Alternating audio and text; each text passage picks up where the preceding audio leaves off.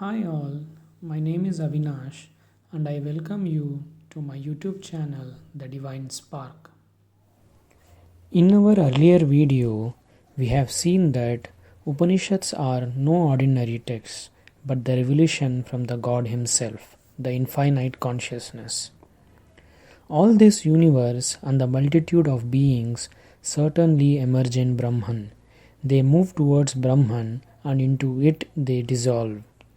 Brahman is the cause and the source of the material universe.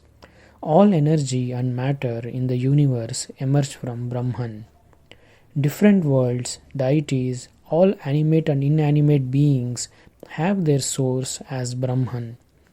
Brahman is the source of all names and forms. Brahman is the Supreme Purusha, the ultimate being.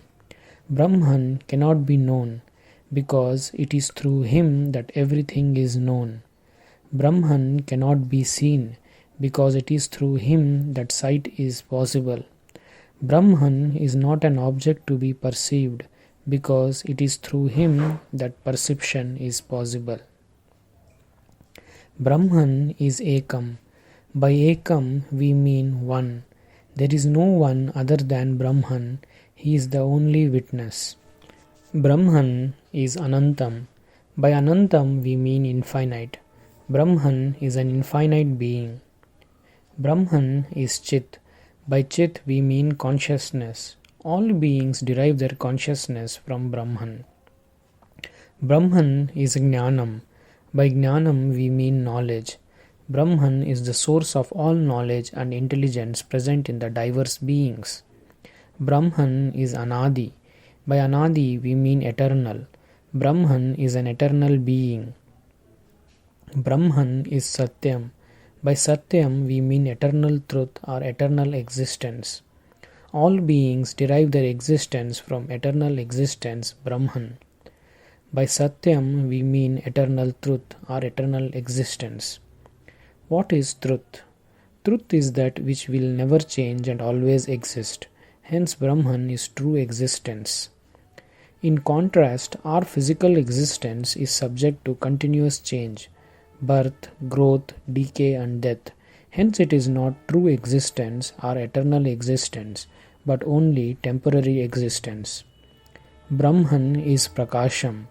By Prakasham we mean light, but it is not the physical light. Brahman is self-illumined. It is the light which illumines the sun and the stars. All beings derive their light from Brahman. Brahman is Paramatman.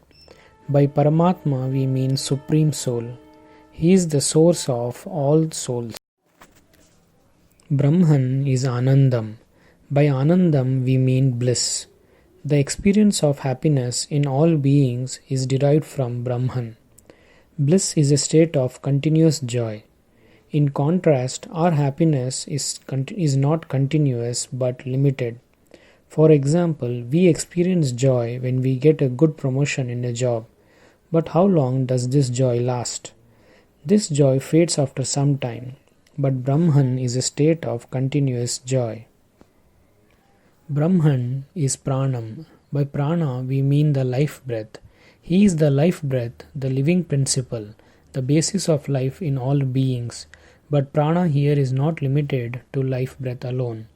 Prana is the one in which all diverse beings emerge and into them they return.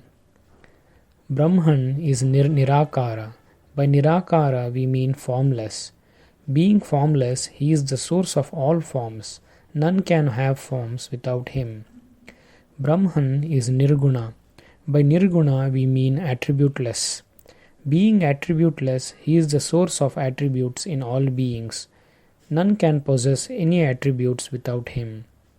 Brahman is Nishkriya. By Nishkriya we mean actionless. Being actionless, he is the source and support of all actions.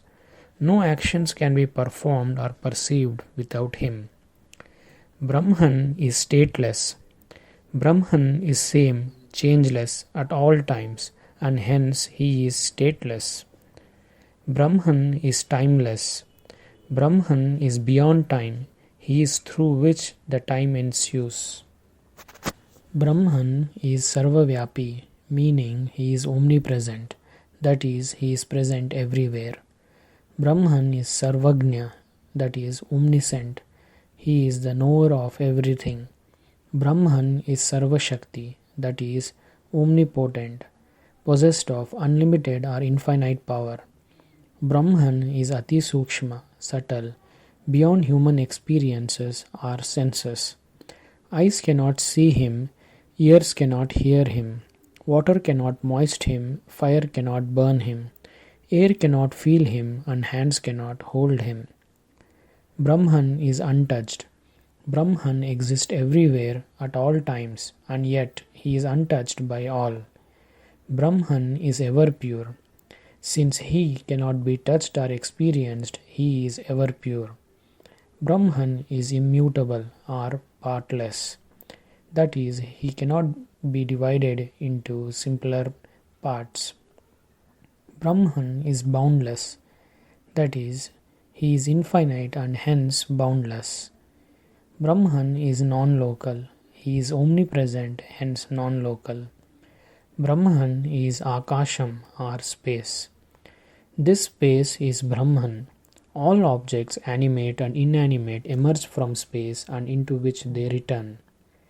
The planets, stars, galaxies, etc. all exist in space and into which they return.